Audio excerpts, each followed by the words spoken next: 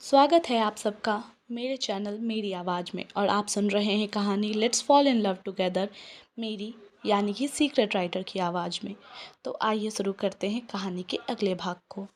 रात के समय एक आलीशान घर में एक लड़की चुपके से अंदर घुसने की कोशिश कर रही थी।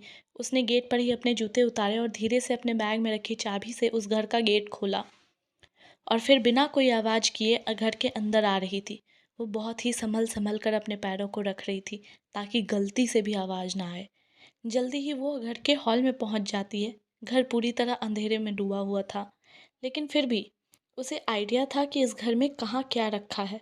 इसलिए वो बिना किसी चीज़ से टकराए ही अपने कमरे की तरफ बढ़ रही थी। तभी एक आवाज़ आई, त्रिशी।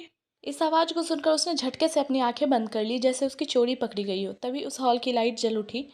उस लड़की ने अपना चेहरा नीचे कर लिया। तभी एक लड़का जो वहीं सोफे पर बैठा हुआ था, वो वहां से उठकर उस लड़की के पास आया और बोला, तुझे कितनी बार समझाया है ज़्यादा लेट नाइट तक बाहर ना रहा कर, और अगर बाहर जाते भी है तो मुझे बुला लिया कर, मैं ले आऊँगा तुझे।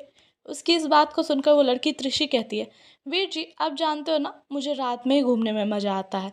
और माना कि बाहर ज़्यादा रात को घूमना सेफ नहीं है, लेकिन किसी में इतनी हिम्मत भी नहीं है कि वो तृष्णा शेरगिल को हाथ लगाए। तृष्णा शेरगिल वो आग है जो अच्छे अच्छों को जलाकर राख कर देती है। उसकी इस बात सुनकर वो लड़का कहता है, हाँ हाँ समझ गया नौटंकी। अब चल जल्दी से रूम में जाकर फ्रेश होकर आ, मैं खाना लगाता हूँ। उसकी बात सुनकर तृष्णा हल्के से अपनी आंखें बंद करती है और कहती है, वो वीर जी मैंने ना बाहर खा लिया था। उसकी इस बात को सुनकर वो लड़का हल्के से उसके सर पर थपकी देते हुए कहता है, तू जानती है ना तेरा डाइजेशन कितना वीक है, फिर भी हमेशा बाहर का खाना खाना रहता है तुझे। उसकी इस बात को सुनकर तृष्णा अपनी बत्ती सी चमका देती है और भागती हुई अपने रूम में चली जाती है। उसके अपने रूम में जाने के बाद वो लड़का भी एक रूम की तरफ बढ़ जाता है। जब वो रूम में पहुंचता है तो एक आवाज़ उभरती है, आ गई त्रिशी। इस आवाज़ को सुनकर वो लड़का कहता है, हाँ वो आ गई, अब आप भी सो जाओ। कहते हुए वो भी बेड पर चला जाता है। तो वो लड़की जिसकी अभी आवाज़ उभरी थी वो कहती है, अथर्व अब हमारी त्रिशी बड़ी हो गई है, हमें उनके लिए रिश्ता देखना चाहिए। उसकी इस बात को सुनकर वो लड़का जिसका नाम अथर्व था कहता है, सोना कह तो तुम सही रही हो, लेकिन हमारी त्रिशी के लिए जब तक एक अच्छा लड़का मिल नहीं जाता ऐसे ही उसकी शादी नहीं करवा सकते। तुम्हें तो पता है ना उसमें अभी कितना बचपना है। उसकी इस बात को सुनकर सोनाक्षी कहती है, हाँ तो मैं कहाँ कह रही हूँ कि किसी से भी करवा दो। वैसे भी दादू जी इस बारे में बात कर रहे थे तो मैंने सोचा आपसे पूछूं कि आपकी नज़र में कोई है।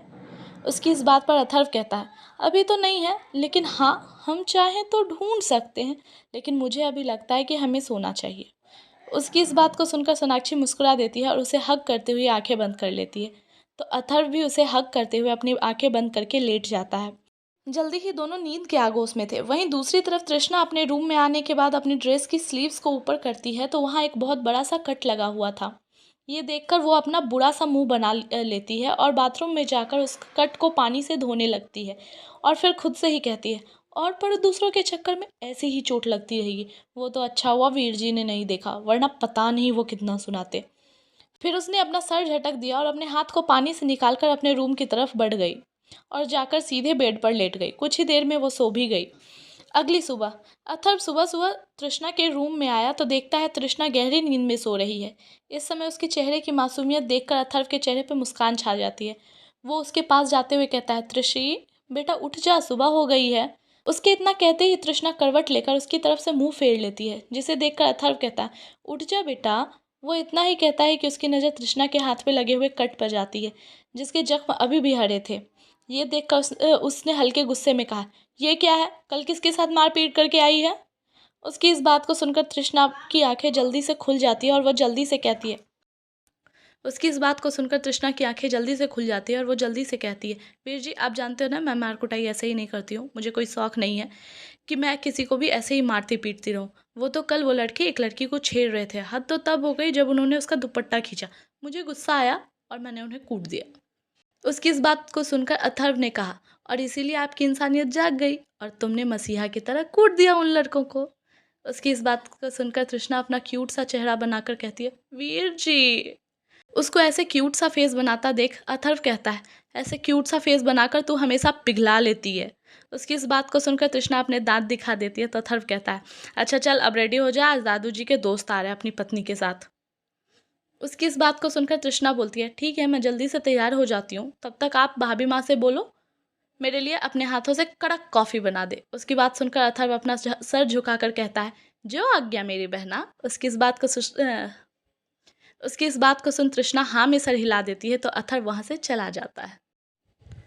कौन थी ये लड़की तृष्णा, और कौन है उसके दादू के दोस्त जो आने वाले हैं उसके घर पर, जानने के लिए बने रहे मेरे साथ। और अगर ये कहानी पसंद आई हो तो लाइक कीजिए, शेयर कीजिए और सब्सक्राइब कीजिए ताकि अगले आने वाले भागों का नोटिफिकेशन आप तक पहुंच जाए। धन्यवाद।